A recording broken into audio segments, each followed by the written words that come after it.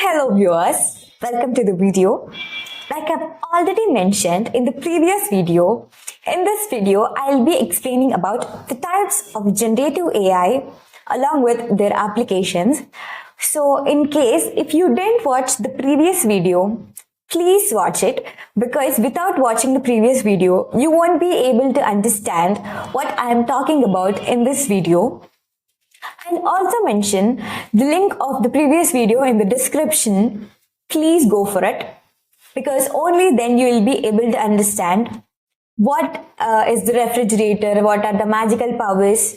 Like I've explained what is generative AI, the basic definition of generative AI in the most simplest and easiest way possible. Please watch it. Now, let's have a quick recap of whatever I've explained in the previous video.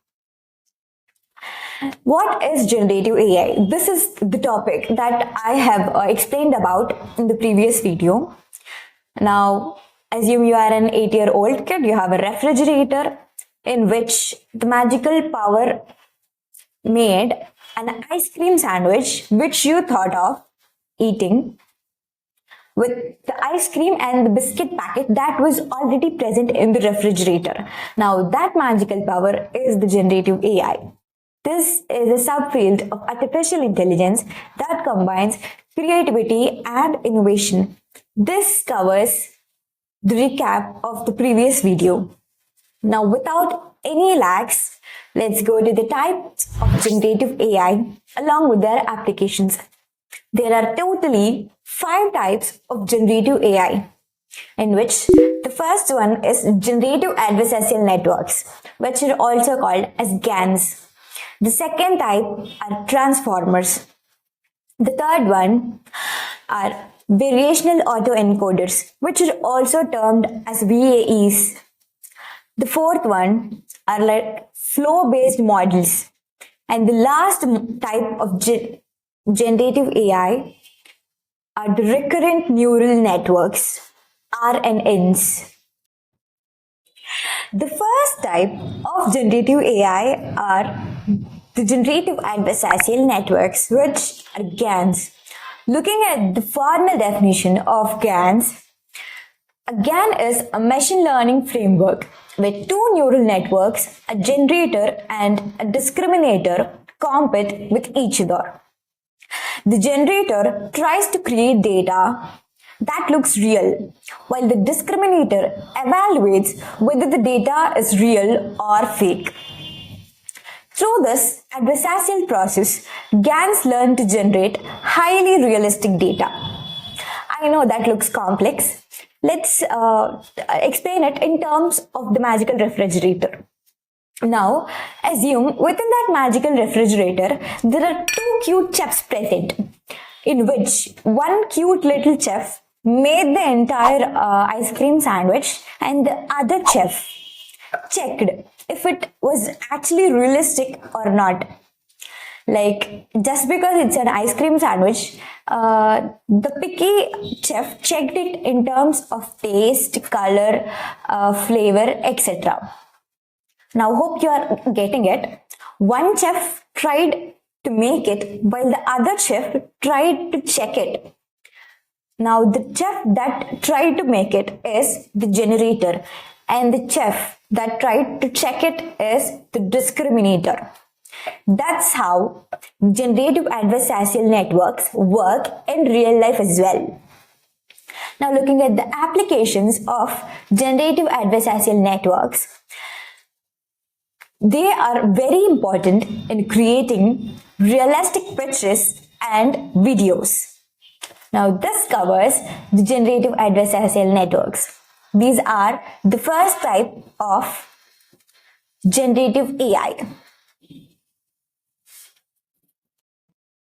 Now, the second type of generative AI are the transformers. The formal definition of transformers explains that a transformer is a deep learning model architecture based on self-attention mechanisms. It is designed to process sequential data like text in parallel, capturing long-range dependencies efficiently. Transformers are the foundation of modern large language models and excel in natural language processing, translation, and text generation. I know this is complex as well. Let's understand it in terms of the magical refrigerator. Now, the magical refrigerator reads millions of recipes and remembers them. When I say ice cream sandwich, it knows correctly how to present it and how to write it as well. This has a lot of applications in terms of chat, text, and speech as well, like ChatGPT. Now, this covers the second type of generative AI, that is transformers.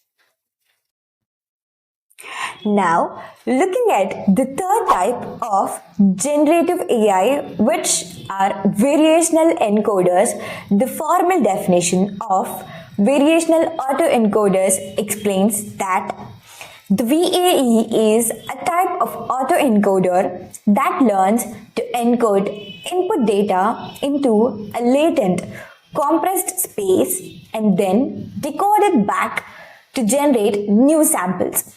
It uses probabilistic methods to ensure the latent space is continuous, allowing smooth interpolation and the generation of novel variations of data like images or text. I know this is very complex. Now let's understand it in terms of our magical refrigerator. The fridge imagines what an ice cream sandwich looks like based on the already presented items like an ice cream along with the biscuit. Now what the ice cream sandwich looks like? It looks like something. The ice cream is compressed in between two biscuits. That is what ice cream sandwich looks like. Now the magical refrigerator imagines it the way. And whenever you ask for an ice cream sandwich, it creates it every time uniquely and presents the sandwich. Now this has a lot of applications in images and text variations. This covers the third type of generative AI, that is variational autoencoders. Now looking at the fourth type of generative AI, which are flow-based models. Looking at the formal definition of flow-based models, flow-based generative models use invertible transformations to map complex data distributions into simpler ones, like a Gaussian distribution and vice versa. Because the transformations are reversible, they allow exact likelihood estimation and efficient sampling, making them suitable for image, audio, and video generation. Now let's understand it in terms of magical refrigerator. For making an ice cream sandwich, it follows step-by-step pattern, which is a biscuit followed by an ice cream followed by a biscuit. It can also reverse it back into the ingredients. Like the biscuits will be gone to the biscuit packets and the ice cream will be gone to the ice cream itself, will be presented as an ice cream itself. Now this is really helpful in terms of images, sounds and videos. Whatever it made, it can be reversible. It follows a step-by-step pattern so that even the reversing can be done easily. This explains the fourth type of generative AI, that they are flow-based models. Now, looking at the last type of generative AI, they are recurrent neural networks, RNNs. The formal definition of RNNs explains that an RNN is a neural network designed to handle sequential data by maintaining a hidden state that captures information about previous inputs. This makes RNNs capable of modeling temporal dependencies making them useful for speech recognition, music generation, and natural language processing. Now let's understand it in terms of magical refrigerator. This magical refrigerator yesterday made a chocolate ice cream sandwich. Now today, if I asked an ice cream sandwich, yesterday the chocolate was completed. Today there are only few strawberries along with an ice cream and a biscuit packet. Now what it will make? Based on yesterday's activity that is already done, it has prepared a chocolate ice cream sandwich using the same process. Instead of chocolate, it uses strawberries to create something new. Because every time I ask like an ice cream sandwich, it doesn't give the same output. Based on already done activity, it adapts from that activity and creates something unique every time. It has a lot of applications in terms of speech, music, and patterns over time. So even in AI chatbots like ChatGPT, black box AI, when you ask about something, it gives one answer, and when you ask about the same thing, the next time a different answer will be produced. And that's how recurrent neural networks work. Now this covers all the 5 types of generative AI. If you found this content useful, don't forget to like and share. Please subscribe for more useful content.